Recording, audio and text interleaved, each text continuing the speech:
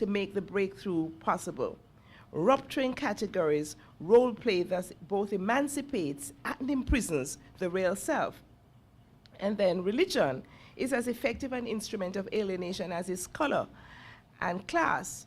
So Tosh asserts, no mind denomination, that is only segregation. You're an African. Because if you go to the Catholic, if you go to the Methodist, if you go to the Church of God, you're an African. He could have added Rastafari, whether 12 tribes, Orthodox, Nai, Bingi, or Bobo Dread, Black Muslim, etc., etc. In conclusion then, in the spirit of Peter Tosh's Pan-Africanist ideology, I challenge all of us, but particularly the youth, and I'm so pleased to see so many young people. Marjorie, I don't know what you did to get all these young people here, but young people, big respects for being here, because usually it's only old people come to these things. Not true. Big up your status. Let's clap the young people.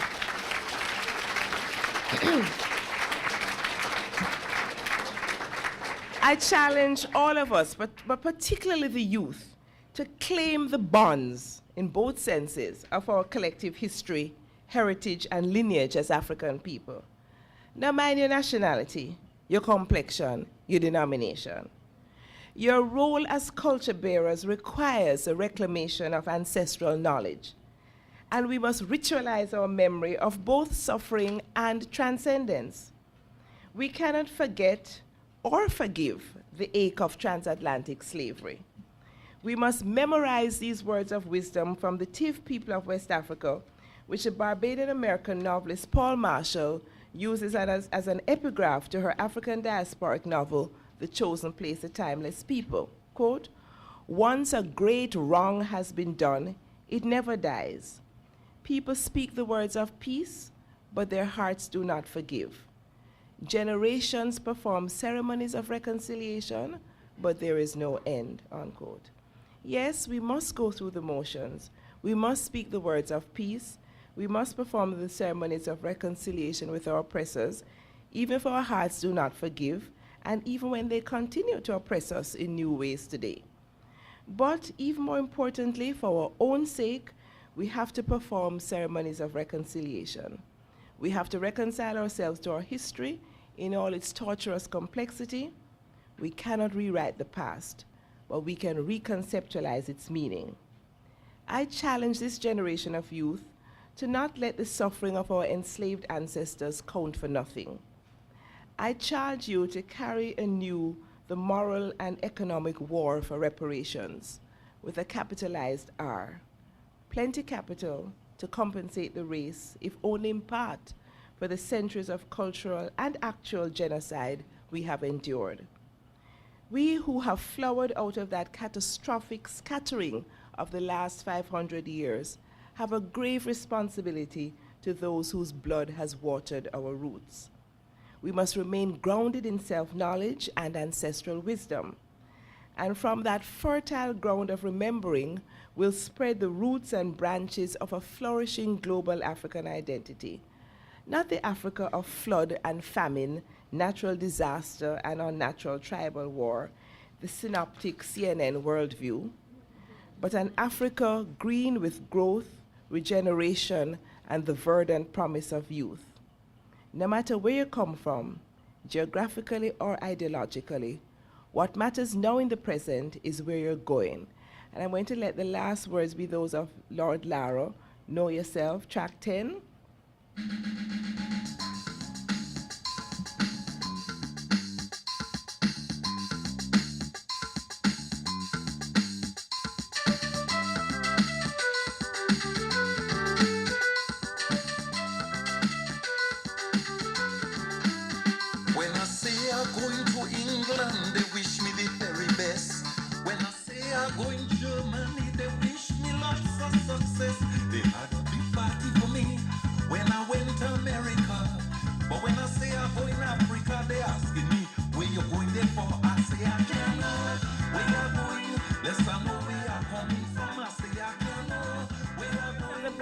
Lord Lara continues, is love for the human soul. We're losing our culture in a materialistic world. I'm going back to Africa. Africa is my inner self. It's a brilliant conception, going back to Africa. Africa is my inner self. Because if you don't love yourself, you can't love anybody else. I said we can't know where we're going unless we know where we're coming from. A tree without root have no foundation. We must know where we're coming from. Though I'm Caribbean born, I'm African. God gives me that right from the beginning of creation. All Africans, whether you look white or you look brown, you are the chosen one to unite all nations as one. I met a woman, Lily White. She want to know where she coming from. She grandfather black like midnight. She want to know where she coming from. She said, I come in Africa too, because I might be related to you. I want to know where I'm coming from. We can't know where we're going unless we know where we're coming from. Thank you.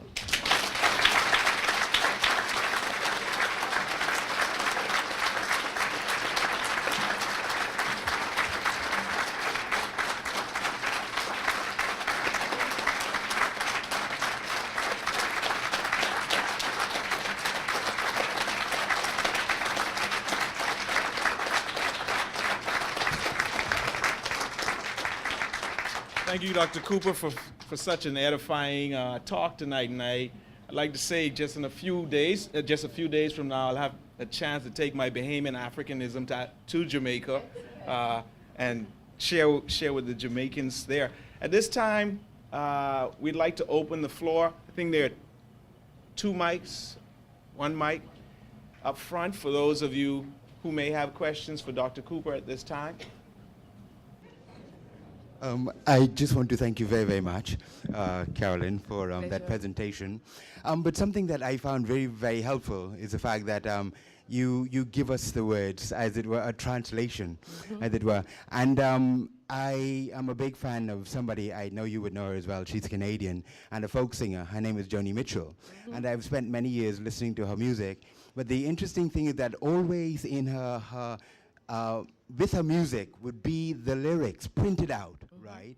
And therefore, I have always been able to enjoy the poetry. I've always been able to enjoy the literature of that went along with the music. And I think that very often in our own tradition, that is somewhat lost because the artists, I don't know what the reason is, maybe they find it expensive or whatever, but they don't help us in that way where they provide us the lyrics where we could enjoy the literature that goes along with the song.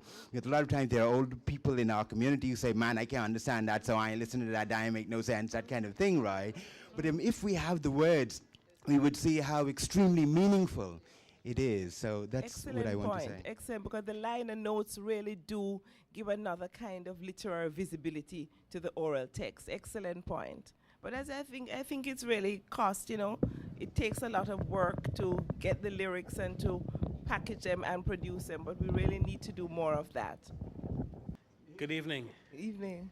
I'm really inspired by your talk this evening. My name is Chris Justillion. I'm a lecturer here at the College of the Bahamas in music.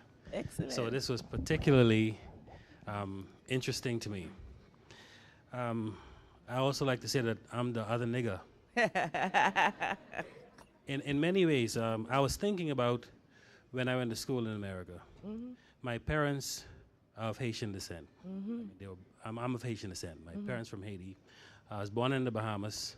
When I went to America to go to school, I was like the other nigger because the white people treated me better than the black Americans because I wasn't a black American.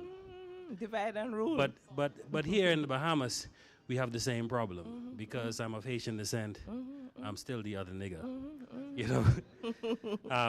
But I find it interesting. One thing I'd like to point out: the power of music, and how the musicians and the writers are in many ways muzzled from saying what they want to say. And that's a real problem in our society. We write songs that we intend to change what's going on in our communities, but the radio stations wouldn't play them because they're not Shake Your Bongi or Eat All the Meat or